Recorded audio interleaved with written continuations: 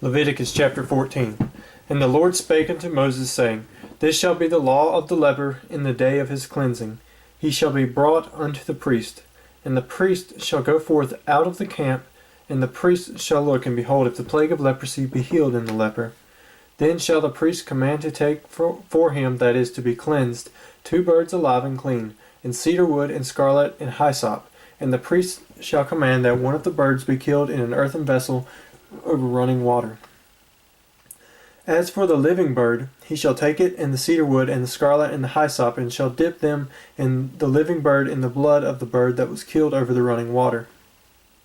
And he shall sprinkle upon him that is to be cleansed from the leprosy 7 times, and shall pronounce him clean, and shall let the living bird loose into the open field. And he that is to be cleansed shall wash his clothes, and shave off all his hair, and wash himself in water, that he may be clean. And after that he shall come into the camp, and shall tarry abroad out of his tent 7 days. But it shall be on the 7th day that he shall shave all his hair off his head, and his beard, and his eyebrows, even all his hair he shall shave off. And he shall wash his clothes, also he shall wash his flesh in water, and he shall be clean. And on the 8th day he shall take 2 he-lambs without blemish, and 1 ewe-lamb of the first year without blemish, and 3/10 deal of fine flour for a meat offering mingled with oil, and 1 log of oil. And the priest shall maketh him clean, shall present the man that is to be made clean, and those things before the Lord at the door of the tabernacle of the congregation. And the priest shall take 1 he-lamb, and offer him for a trespass offering, and the log of oil, and wave them for a wave offering before the Lord.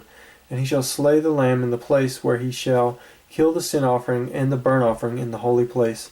For as the sin offering is the priest's, so is the trespass offering, it is most holy. And the priest shall take some of the blood of the trespass offering, and the priest shall put it upon the tip of the right ear of him that is to be cleansed, and upon the thumb of his right hand, and upon the great toe of his right foot. And the priest shall take some of the log of oil, and pour it into the palm of his own left hand. And the priest shall dip his right finger in the oil that is in his left hand, and shall sprinkle of the oil with his finger 7 times before the Lord. And of the rest of the oil that is in the hand shall the priest put upon the tip of the right ear of him that is to be cleansed, and upon the thumb of his right hand, and upon the great toe of his right foot, upon the blood of the trespass offering. And the remnant of the oil that is in the priest's hand he shall pour upon the head of him that is to be cleansed, and the priest shall make an atonement for him before the Lord. And the priest shall offer the sin offering, and make an atonement for him that is to be cleansed from his uncleanness. And afterward he shall kill the burnt offering. And the priest shall offer the burnt offering and the meat offering upon the altar, and the priest shall make an atonement for him, and he shall be clean. And if he be poor, and cannot get so much, then he shall take 1 lamb for a trespass offering to be waved, to make an atonement for him, and 1/10 deal of fine flour mingled with oil for a meat offering, and a log of oil, and 2 turtle doves, or 2 young pigeons, such as he is able to get, and the one shall be a sin offering, and the other be a burnt offering. And he shall bring them on the 8th day for his cleansing unto the priest, unto the door of the tabernacle of the congregation before the Lord. And the priest shall take the lamb of the trespass offering, and the log of oil, and the priest shall wave them for a wave offering before the Lord. And he shall kill the lamb of the trespass offering, and the priest shall take some of the blood of the trespass offering, and put it upon the tip of the right ear of him that is to be cleansed, and upon the thumb of his right hand, and upon the great toe of his right foot. And the priest shall pour of the oil into the palm of his own left hand, and the priest shall sprinkle with his right finger some of the oil that is in his left hand 7 times before the Lord.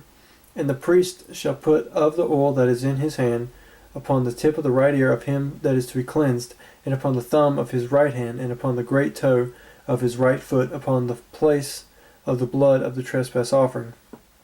And the rest of the oil that is in the priest's hand he shall put upon the head of him that is to be cleansed, to make an atonement for him before the Lord. And he shall offer the one of the turtle doves, or of the young pigeons, such as he can get, even such as he is able to get, the one for a sin offering, and the other for a burnt offering, with the meat offering, and the priest shall make an atonement for him that is to be cleansed before the Lord. That is the law of him in whom is the plague of leprosy, whose hand is not able to get that which pertaineth to his cleansing. And the Lord spake unto Moses and unto Aaron, saying, When ye be come into the land of Canaan, which I give to you for a possession, and I put the plague of leprosy in a house of the land of your possession, and he that owneth the house shall come and tell the priest, saying, I seemeth to me there is as it were a plague in the house.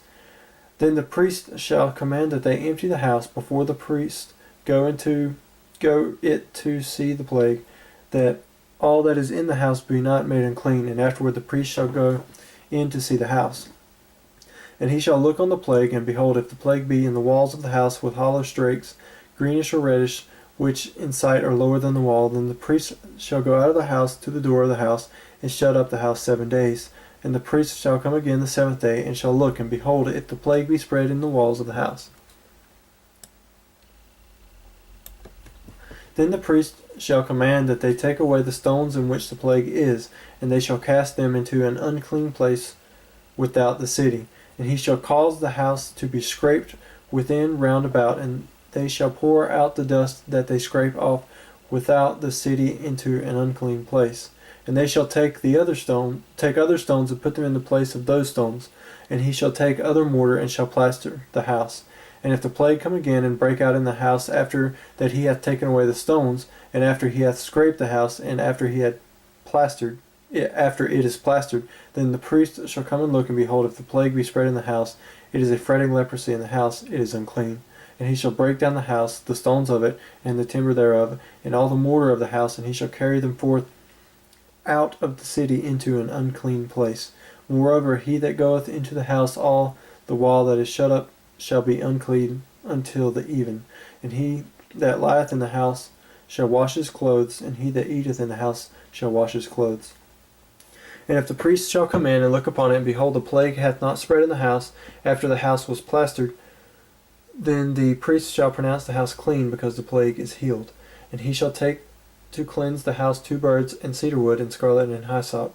And he shall kill the one of the birds in an earthen vessel over running water.